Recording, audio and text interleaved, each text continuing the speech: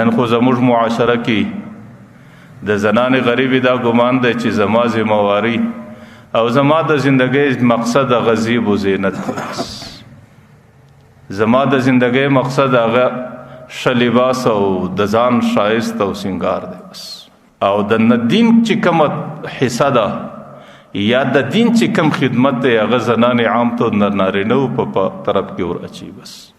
او نن د زنانې غریبي دا خیال دی چې زما وظیفه دا ده چې زه به د خاوند د کور خدمت کوم، زه به د خاوند د بچانو پرورش کوم، زه به د خاوند د کور د بچانو دپاره نفقه او خوراکه برابروم، او زه به د خاوند د کور صفایي کوم. د دې سما سوا زما نوره ذمواري نشته. زمنم دا د زنانې د زندګۍ یو اړخ دی، لیکن بل طرف ته زنانه ته قبر ګوري لکه نارینه ته چې قبر ګوري. په قبر کې زنانې ته حساب و کتاب ګوري لکه نارینه ته چې ګوري. د قیامت میدان کې حساب و کتاب پیښول د زنانې دی لکه د نارینه هغې چې پیښول دي. چې په وروسته منازلو کې نارینه ته کوم حالات مخته راځي او نارینه د کوم حالاتو سره مخامخ کېږي، زنانه غریبه د دې ټولو حالاتو سره مخامخ کېږي. که یو طرف ته پر نارینه باندې دومره علم فرض دی چې هغې خپله 40 ساعته زندگی د دین په احکامو کې تیره کړي، دومره احکام پیژندل او دومره علم حاصلول هغه د نارینه دپاره فرض دی، نو د هغې په اړخ کې د غومره علم حاصلول او د غومره احکام پیژندل دا د زنانې دپاره هم فرض دی. ځکه بې علمه انسان که نارینه دی که زنانه ده هغه داسې دی لکه د لارې ورک مسافر.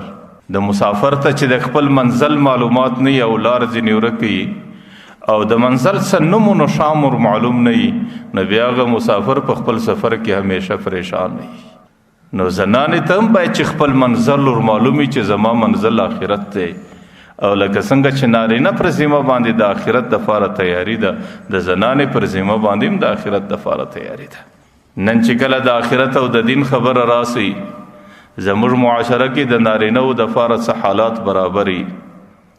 کله علما بیان کوي نو نارینه ورله راځي، کله تبلیغي جماعت راغلی نارینه د هغې سره کښېني، او کله یو عالم ترجمه کوي، کله یو بزرګ یو محفل جوړ کړی نو نارینهو ته په هغو ټولو کې د شرکت موقع برابرېدی سي.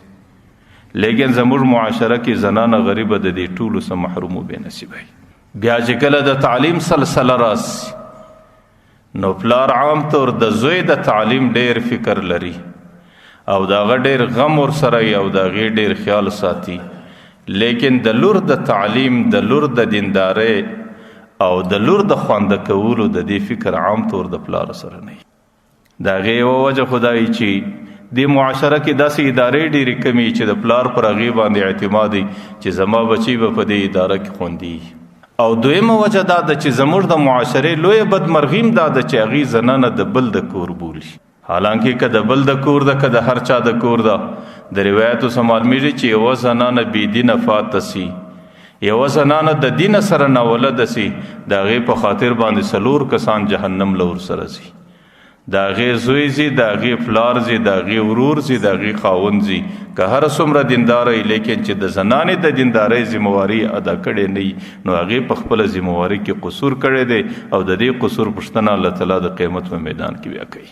حالانکه زموږ پر دې امت باندې عجیبه دورونه تیر سوي دي. یو داسې دور بولو چې په کور کې به مور بوډۍ ناسته وه، په کور کې به بچانې ناستې وې، دا کور به مکمله مدرسه وه. بیا به هغه بوډۍ حیثیت د معلمې و او بیا به د هغې بچانو حیثیت د طالباتو د معلماتو ولو. بس د هغې کوره څه به سهار او ماښام د قرآن کریم د تعلیم غږ راوتی او هغه زنانې به همیشه د علم په زیور باندې ښایسته و اراسته وي. لیکن هغه دورونه الله تعالی زموږ د کم قسمتۍ په خاطر زموږ د معاشرې څخه واخیستل. ورله تاسو د صحابیاتو پر تاریخ باندې نظر وکئ چې صحابیاتو په علمي دنیا کې ځان کم مقام ته رسولی دی. غالبا صحابه 1,15,000 زیاتو کم تیر سوي دي. په ټولو صحابو کې چې صاحب فتوا صحابه دي چې هغې د دې مستعدین دي چې هغې فتوا چاته ورکولی سي، مسله چاته ورښولی سي، غالبا 150 صحابه راغلي دي چې ټولو صحابو ته چې به مسله ورپېښه سوله هغې به دې صحابو ته رجوع کوله. لیکن دی یو سلو یو کم 50 صحابو کې بیا سورله صحابه داسې تیر شوي دي چې هغې کې بیا یو سلو یو کم 50 صحابو به د سورلو صحابو ته رجوع کوله. په هغه سورلو صحابو کې چې سړی وګوري هغې کې 3 نمبر د حضرت عایشې مبارکې نوم راځي چې هغې ته د امت ډېره لو حصه د هغې په ذریعه الله تعالی د انسانانو ته ورسوله. که سړی د زنانو د صحابیاتو پر تاریخ نظر وکړي، زنانې په علمي دنیا کې د هیچا څه کمې نه دي، د نارینهو څه یو قدم پر شا باندې نه دي. په دې امت کې د قرآن کریم اولنی حافظ چې الله تعالی پیدا کړی دی هغه حضرت عایشه مبارکه وه. د حضرت عایشې مبارکې څخه مخکې د قرآن حافظ په دې امت کې نو. دې امت کې چې پیغمبر علیه الصلاة والسلام ته نبوت الله تعالی ورکړی، چې کم چا د نبی په حیث باندې د پیغمبر اول غږ واورېدی هغه حضرت خدیجة الکبرا وه. چې کم چا د نبی په حیث باندې د پیغمبر علیه السلام سترګې مبارکې اول ولیدلې هغه حضرت خدیجة الکبرا وه.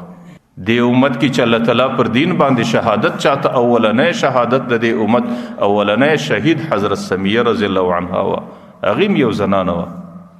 او پر دې امت چې اولنی چا ټکول وخوړل او څوک په سترګو باندې ړنده سول هغه حضرت زنیره رضی الله عنها وه چې دې امت باندې ابو جهل ډېر ټکول هغې ته ورکړ. زه دا وایم چې حضرت خدیجة الکبرا پر پیغمبر علیه الصلاة والسلام باندې اولنی انسانانو کې اسلام راوړی. که په نارینهو کې حضرت ابوبکر اسلام قبلوي، په زنانو کې حضرت خدیجة الکبرا ورسره قبلوي. او حضرت خدیجة الکبرا در قیامت پورې زنانو ته پیغام پرېږدي چې زنانو ستاسو حصه په دین کې د نارینهو څه پاته نه ده، ستاسو زندگی په دین کې د نارینهو څه یو قدم پر شا باندې نه ده. د حضرت خدیجة الکبرا سره سره حضرت ابوبکر رضی الله عنه اسلام راوړی.